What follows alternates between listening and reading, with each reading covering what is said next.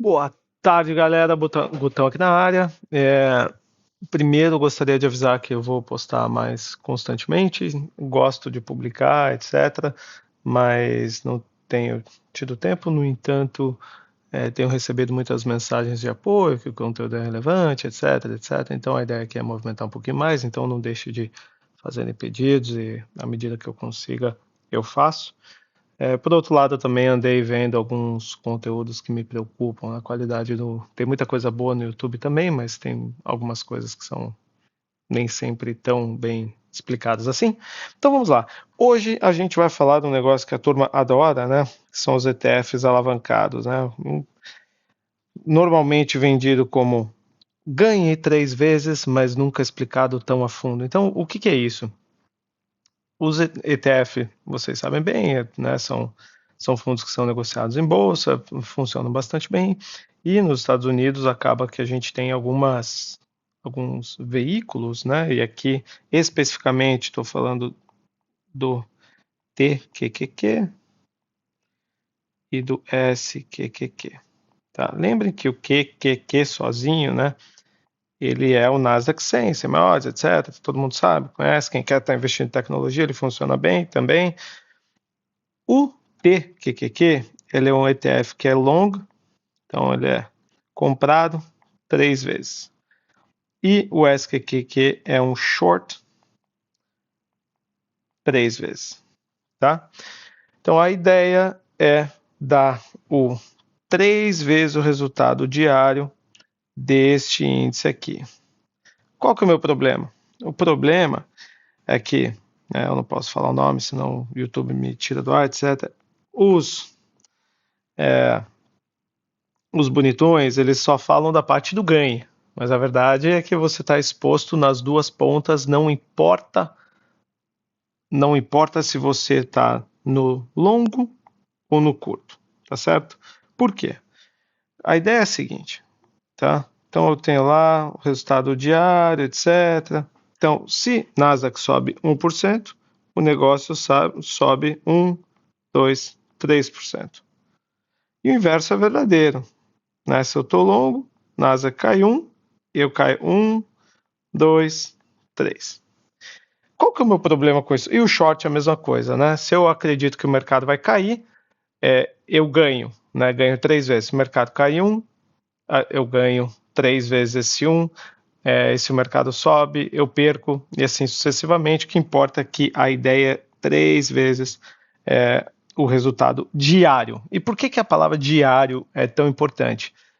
Vi mais de uma vez já pessoas carregando esse tipo de ETF no portfólio como uma espécie de hedge, como uma espécie, vou até colocar aqui, de hedge, tá? Qual que é o meu problema? Ele não funciona tão bem como um hedge por conta do carrego.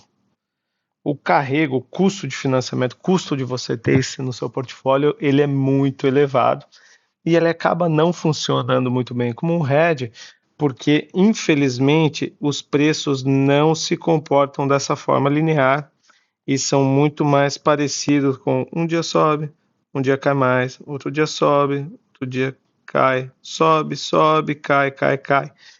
E qual que é o grande problema da história toda?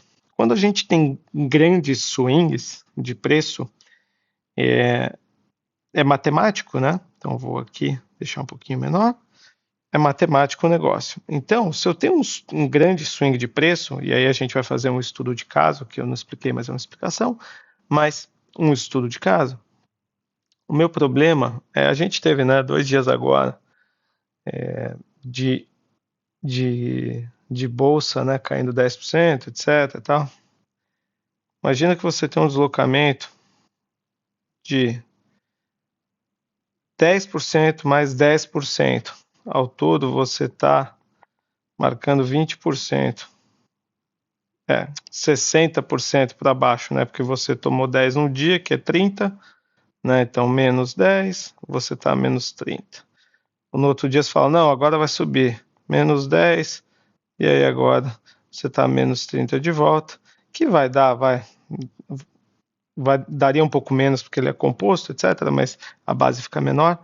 Mas vamos dizer que menos 60. Vamos dizer que foi no mesmo dia, caiu 20%, você está menos 60.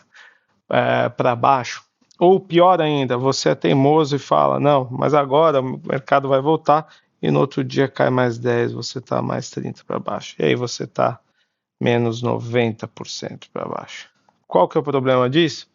O problema é que se você tivesse no normalzinho, você está lá 30% para baixo, então o que você tinha 100 menos 30% virou 70, e agora para subir, tá lá ter sua posição de volta, você precisa de mais ou menos 42% de subida para você chegar no seu 100 de novo. Aqui, amigo, aqui você precisa que seu portfólio para voltar a 100 se multiplique por 9, tá certo? E o problema é que é muito difícil a gente ver deslocamentos de preço linearmente, tá certo? Então, ver 30% num dia, né, que daí vai subir 90%. E aí, qual que é o problema? Você ainda vai estar para baixo, né? Então, se você tem 100 e de repente você tem 10, aí subiu 90%, você está em 19. Né? Então, o pessoal acaba não explicando como tudo isso funciona. Tá, mas vamos lá, sem mais delongas, estudo de caso aqui bonitinho. Aqui o Triple QQQ, daí ele tem aqui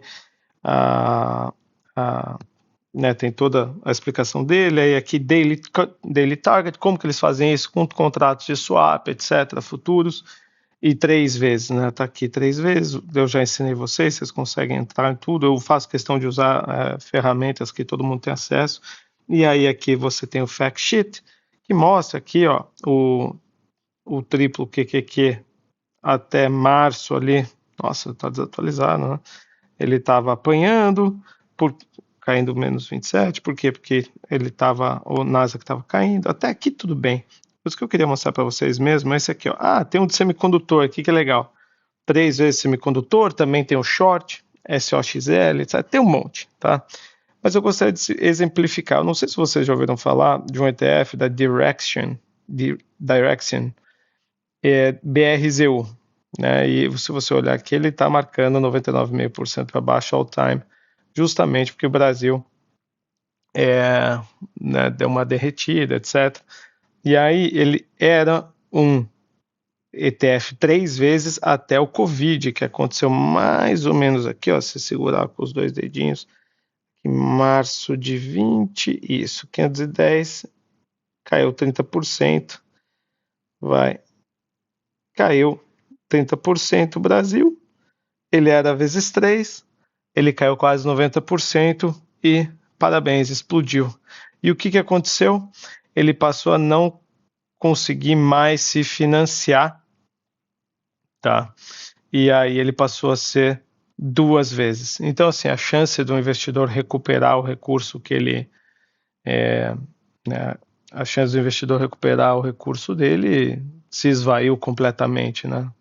Então, assim, tudo para dizer o seguinte, gente, como hedge, esses ETFs não são legais, custo de carrego enorme.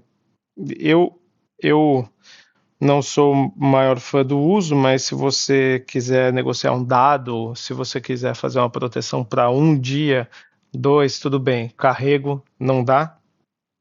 E ficar sempre atento, né? Atenção. Vou escrever aqui. Atenção às letras miúdas, né?